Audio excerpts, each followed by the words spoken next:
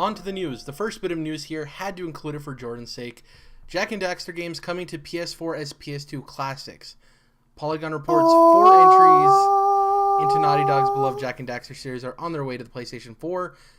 Jak and Daxter: The Precursor Legacy, Jak 2, Jak 3, as well as... Let me say it. Okay, 2005 the spin-off. The greatest game of all time. Ladies and gentlemen, the PlayStation 4 computer entertainment system is now #complete. It has Jak X Combat Racing. Yep. Chirp, chirp. As with all PS2 and PS4 titles, these 4 games are being up-res to 1080p resolution, and Sony is adding PS4 features such as PlayStation Network trophies, share play, and remote play. They currently have no price, but PS2 classic titles usually range from $9.99 to $15.99. Or Make no mistake, motherfuckers. I'll be playing Jak 4 by 2020. Get it? So that's big news. Naughty Dog awesome. ain't making it. I think I really hope Crash Bandicoot does really well, the Insane Trilogy, because with this move it could potentially see the same treatment, which would be great for people. Obviously not from Naughty Dog, but from another studio doing it for them. So that's huge. That's awesome. Boys. Day one. and I'm telling you guys, Jak X is worth it, Dom. You should definitely play that game because it's more fun than it sounds like. I know you're thinking, God, this game probably fucking blows, but it's actually a really great kart racer. Cool dune buggies, and it actually has a solid story. And also, they use this line a lot where they go, you'll like blow somebody up or whatever, and they'll go, "Wham bam, thank you, ma'am." And I think that's worth the price tag, if nothing else. I'll probably grab the first game. I played the first game on PS2 and absolutely loved it. So I didn't play any of the others, but I'll, if it's $10, I mean, I'll definitely grab the first game. Yeah, love all those games. Second bit of news here is pretty interesting as well. Bethesda provides official date for its E3 press conference. So earlier in the year, when Microsoft announced their press conference time, Bethesda made a cheeky little tweet saying, imitation is the sincerest form of flattery. So we kind of knew that obviously Bethesda was still going to be going on Sunday, as they have been. And they released a press image that says, save the date, Bethesda E3 Showcase, June 11th at 6:30. So it's going to be going on 4.5 hours-ish after the Microsoft conference. The most interesting thing here is in the past, it's just been the Bethesda conference. There hasn't really been any theme, any glitz, any glamour, nothing like that. For this one, it looks like a theme park kind of design, and it says Bethesda Land. So I don't know if there's too much to read into that, but I guess the theme they're going with this year for their press conference is Bethesda Land. We're anticipating Evil Within 2. We're anticipating Wolfenstein New Colossus. We're anticipating possibly some Fallout VR stuff. Yes. And I believe we're also anticipating some type of mobile release outside of Elder Scrolls Legends as well. So. Oh, okay.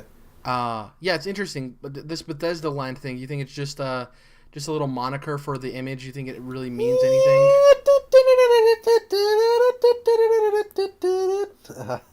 I don't know. It kind of reminds me, actually, even though I didn't play it, obviously, of the final Fallout 4 story DLC, Dom. Oh, yeah. Nuka World. Nuka World, yeah. Kind of reminds me of that. And, yeah, I don't think this is a bad idea. I think Bethesda has shown in the last couple of years that they can just have a lot more interesting conference than EA and Ubisoft. God bless their poor, poor souls, embarrassing themselves like they have. I just think that Bethesda is just gets it. So if they want to do this whole Bethesda Land thing or whatever, go ahead. Have fun, kids.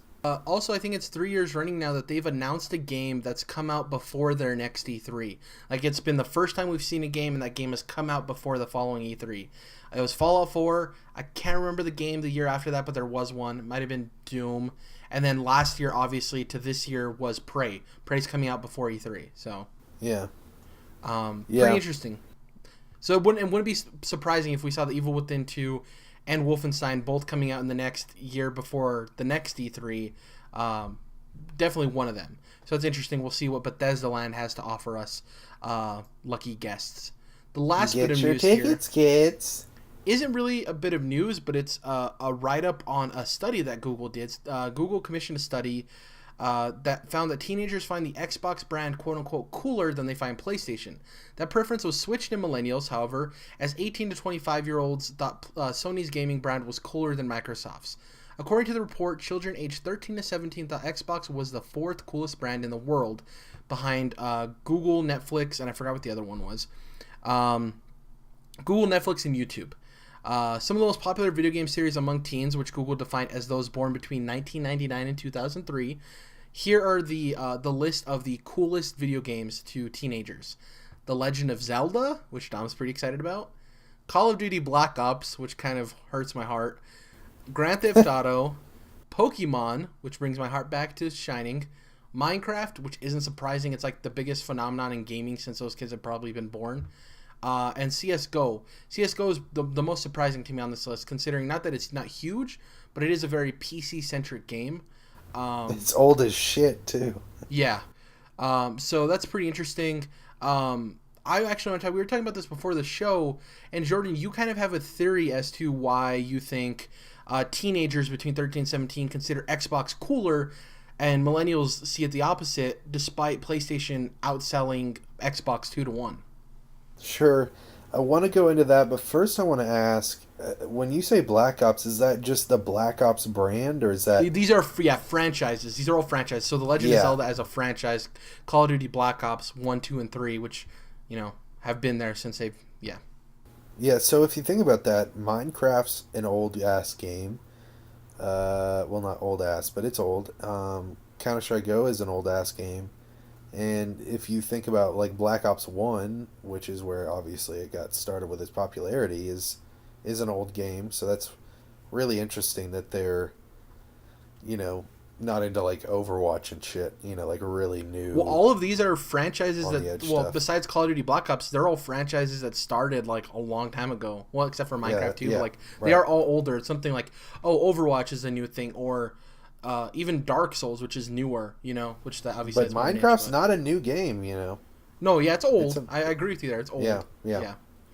So my theory here is we have millennials thinking that PlayStation's cooler, which is obviously people our age. There's tons of us that have a PS4, and I think that makes a lot of sense. And then, of course, a lot of us grew up loving PlayStation 2.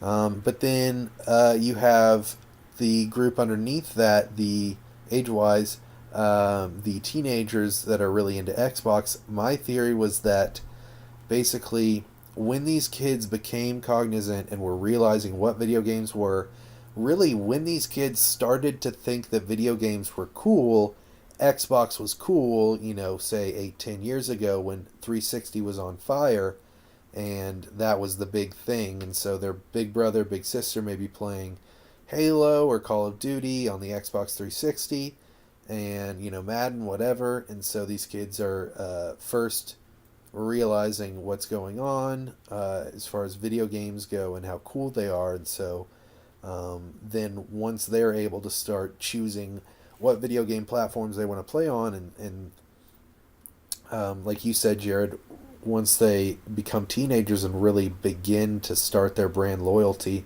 then the first thing that they're going to jump into is Xbox. So I think that makes a little more sense. Yeah, I buy it, actually. It's that weird kind of generational thing. So maybe the 6 and 7-year-olds of today, will, in 10 years from now, will think PlayStation is cooler just because of the timing of it. I could see that. But it weirds me out that their definition of millennial is technically wrong, which is weird. So a millennial is supposed to be anyone who is not an adult until the year 2000, right? So millennials are actually like up to like 35 years old now. So it's something like most people think it's younger, I guess. But so technically, and I don't think there's a hard stop at the other end. So technically, anyone being born today is also a millennial because you're born in the new millennia, right? This is a cool study. It definitely doesn't make any fucking sense. Yeah, generational naming and stuff like that, the conventions of it are all odd. But I do agree with you that the Xbox thing makes sense. The funny thing, like, I own an Xbox now, and brand loyalty is funny to me. I would consider myself an Xbox guy more than PlayStation guy, but like I grew up with the PlayStation 1. I grew up with the PlayStation 2. My favorite nostalgic sound in video games is that boot up of the Sony Computer Entertainment, you know? Like I'd say mine is actually the GameCube. that one's pretty iconic too. But I am a little bit older than you. So maybe if I was, I don't know. It's all interesting, but I do agree with you there. It's probably why Xbox is considered cooler with that younger age gap, that's probably what lends towards it. It has nothing to do with sales. It's just what people grew up thinking was cool, right? It's all perspective.